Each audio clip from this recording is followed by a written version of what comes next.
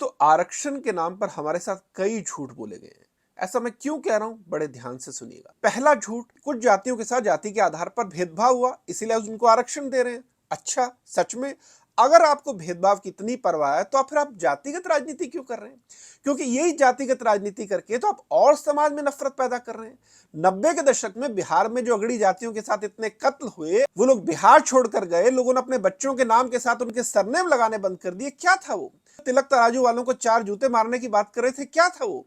University campus में आपने ब्राह्मणों की कब्र खोदने की बात की। जब से यूजीसी की गाइडलाइन आई है, जो लोग ओबीसी की राजनीति करते हैं, जब भी वो मुंह खोलता है तो अगड़ी जातियों के खिलाफ जहर उगलता है। ये जो सोच है ना, ये आरक्षण से भी बड़ी प्रॉब्लम है। बीजेपी से लेकर हर पार्टी को लगता है कि हम कैसे दूसरे वर्ग को अपीज करें, फिर इस अपीजमेंट में ब्राह्मणों के खिलाफ अपनी नफरत दिखाने में हमें किसी हद तक क्यों ना जाना पड़े। और सुनिए कि हम आरक्षण इसलिए दे रहे हैं ताकि जो वंचित तबका है उनको बराबरी पर ला सकें।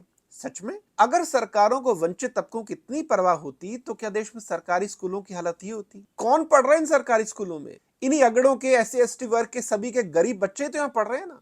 क्या सरकार को सच में लगता है कि इन सरकारी स्कूलों में गरीबों को जो बच्चे पढ़ते हैं, बाद में बच्चे यहां से निकलकर कोई ढंग की नौकरी हासिल कर सकते हैं? शर्म की बात तो यह है कि ज्यादातर जो प्राइवेट स्कूल और कॉलेज हैं, उसमें हमारे नेताओं का ही पैसा लगा। क्या आपको दुनिया में बेशर्मी की कोई और ऐसी मिसाल दिखती है कि जहां सरकार को खुद सरकारी स्कूलों की हालत सुधारनी है, उन्हीं सरकारों में शामिल मंत्री और नेता खुद प्राइवेट स्कूल खोलकर बैठे हैं और वहां से करोड़ों रुपए कमा रहे हैं? इसी सरकार में ऐसा कौन सा मंत्री है जिसके बच्चे बाहर की यूनिवर्सिटी में नहीं पढ़ते? मतलब आम आदमी का बच्चा तो पढ़ेगा घटिया सरकारी स्कूल में और हमारे बच्चे पढ़ेंगे विदेश की यूनिवर्सिटी में, और फिर ये लोग बराबरी की बात कर। राजनीतिक पार्टियों की जो निर्लज्जता है ना, यही लोगों के गुस्से की असली वजह है। वो कह रहे हैं कि भैया आपने अपने बच्चों को तो यहाँ पढ़ाना नहीं, हम लोगों को यहाँ की यूनिवर्सिटी कॉलेज में पढ़ना है, तो आपने इन कॉलेजों को राजनीति का अखाड़ा बना दिया। मतलब हम लोग क्या आपकी राजनीतिक प्रयोगशाला में एक चूहे भर है क्या, जिस पर आप प्रयोग करेंगे और देखेंगे कि इसके क्या नतीजे निकलते हैं?